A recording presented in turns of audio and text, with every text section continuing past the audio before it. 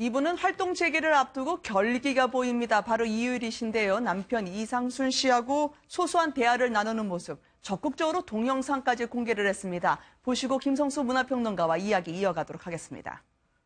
이거 너무 커.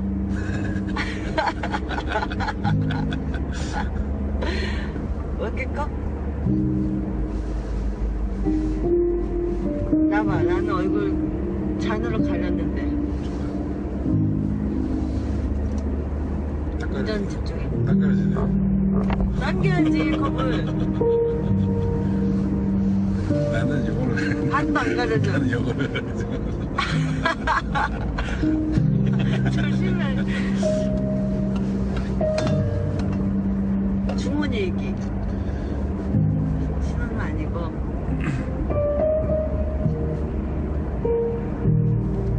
신호 때는 이렇게 갔겠지. 오빠들 일로 와봐. 진짜 아니야. 너무 싫어. 떨어져. 네, 김성수 평론가님 어떻게 보셨습니까? 지금 네. 이유리 씨가 저렇게 적극적으로 자신의 모습, 일상 공개한 적이 없었는데 정말 활동 뜨겁게 할 모양이에요.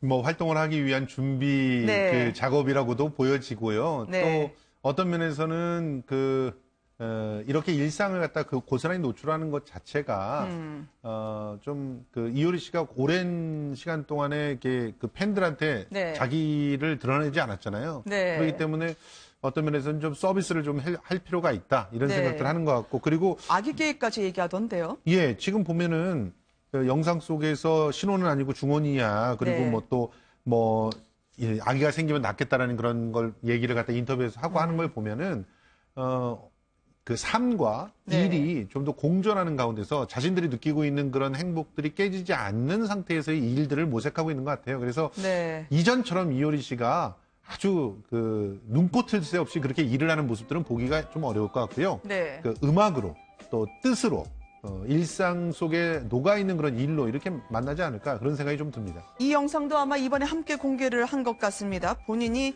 이런저런 자신이 앞으로 어떻게 살지에 대한 상징이라고 할까요? 예. 문신까지도 보여줬다고요?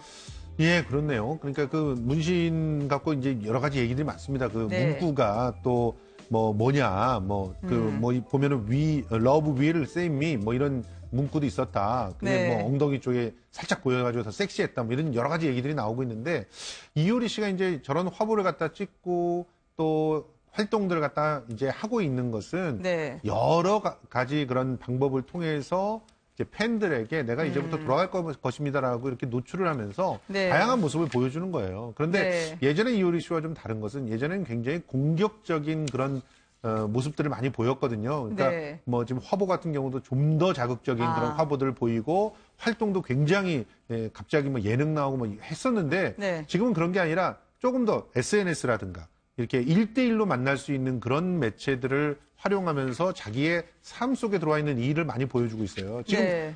저 화보에 나타난 모습도 뭐 비일상적인 모습이라기보다는 네. 삶 속에 들어와 있는 그런 운동이라든가 이런 것들이거든요. 네. 그런 모습들을 앞으로는 노출할 것 같습니다.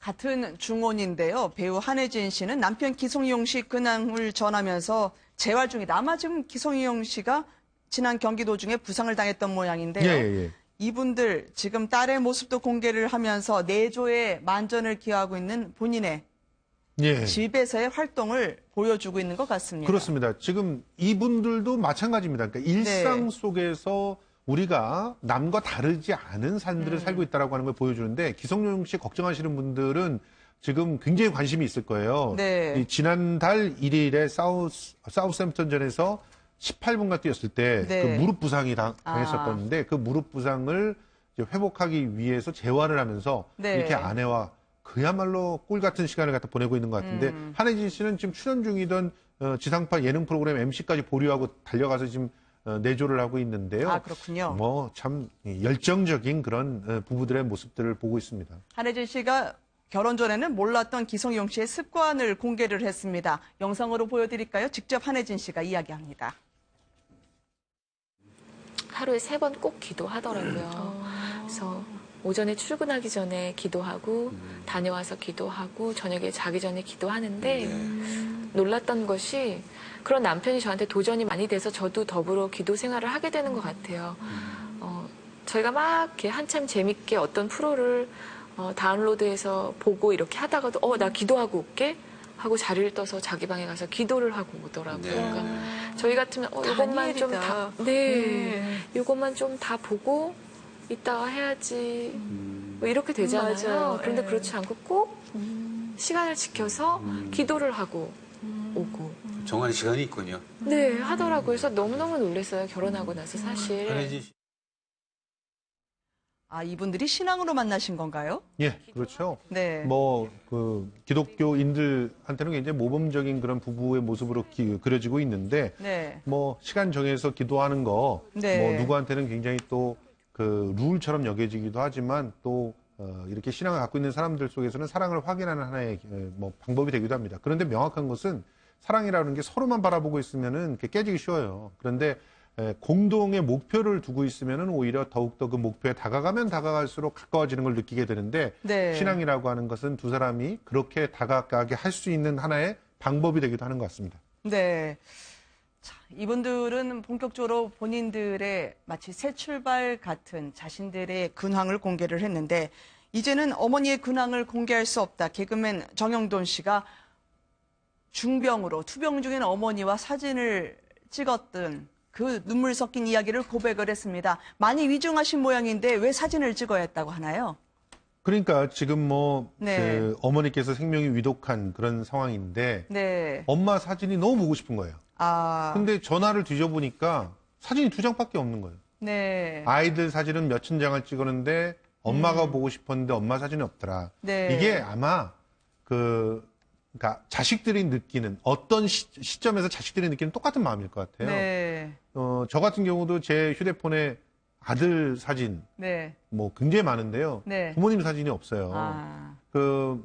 아마 일 때문에 찍었던 것 같은 부모님의 신분증 사진만 있더라고요. 그렇군요. 그러니까 어떤 면에서는 그런 걸 보면서 어머니께서 혹시 내 곁에 없게 될 때 한 번쯤 돌아볼 수 있는 그런 사진을 꼭 찍어놔야 되겠더라. 이런 네. 생각을 했던 것 같습니다. 그래서 지금 좀 험하고 안 좋은 그런 모습이지만 그래도 그 모습을 찍고 싶었다라고 하는 건데요. 어머니가 투병 중이신데 병상을 지키려고 녹화에 불참하기도 했던 정영돈 씨인데요.